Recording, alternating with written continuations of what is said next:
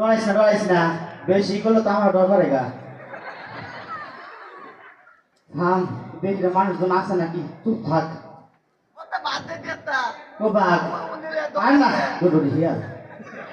কে রে নিমাই? ওই যে দেখ পুরে, ওরে সিনা সিনা লাগতেছে কি? না হুজুর, ওই তো এই এলাকা কোনো দেখিনি। আমিও তো ওইটাই কই। এরা তো আমার গায়ে সব লোককে আমি চিনি, এরা তো চিনি না। কত কাছে গিয়া দেখি এগুলি কিডা।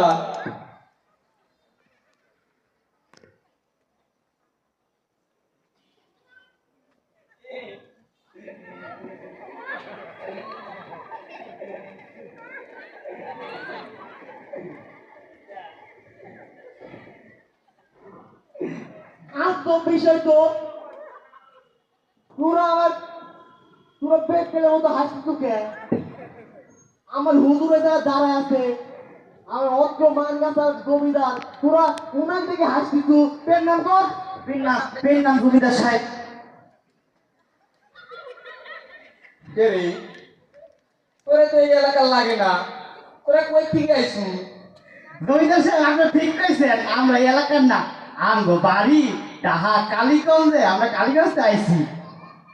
কালীগঞ্জ থেকে এত দূর কি করতে আইছি পুরা? দামের আগে পরিচয়টা দিলে হ্যাঁ এসে গাবু বালার নাম এসে গাব্রিয়েল পিউরিফিকেশন আর আমি এসে পল পালমা আইসি কিসে এই যে বললেই ধর্ম করলি যে খ্রিস্টান গো উনি আমার ছোট ভাই অনেক বছর আগে আইছে। হ্যাঁ আইসে চিঠি পাঠাইছে যে বন্ডিতে বলে অনেক সুখের জায়গা তা আমগো আইবার কইছে এই নিকে আমরা দুইজন আইছি। এই জমিদার সাহেব এই বন্ডি মিশন আর কত দূর? কে রে? তোরা সামনে আগাতে হইলে এ তোরা তো ওই বনিস ওই সামনে ফেলাই তুই চলে আইছু। হাই রে কি কয় বন্ডি মিশন ছুঁয়েই পড়ছি। এ জায়গার নাম কি? এটি তো মানগাছা। হাই রে তেলে লজাইকে অন্ত দিনের আলো আছে আইটা আইটা মনে যাই পারুম লজাইকে। এ তোরা থামে। তোরা তো আর বন্যি মিশন এখন যেতে পারবো লাই। কে জমিদার সাহেব? শুনছি বন্যি মিশনে নাকি চারিদিকে বন্যা আর ডুবি গেছে। তোরা তাহলে এখন ওইদিকে কি করবো? হাই ঈশ্বর কি বিপদে পড়ে গেলাম, আমি তোমার তো দিলাম না, তুমি আমার কথা বুঝো না, এখন কি করব? এ শোনে তোরা জন্য একটা প্রস্তাব দিচ্ছি।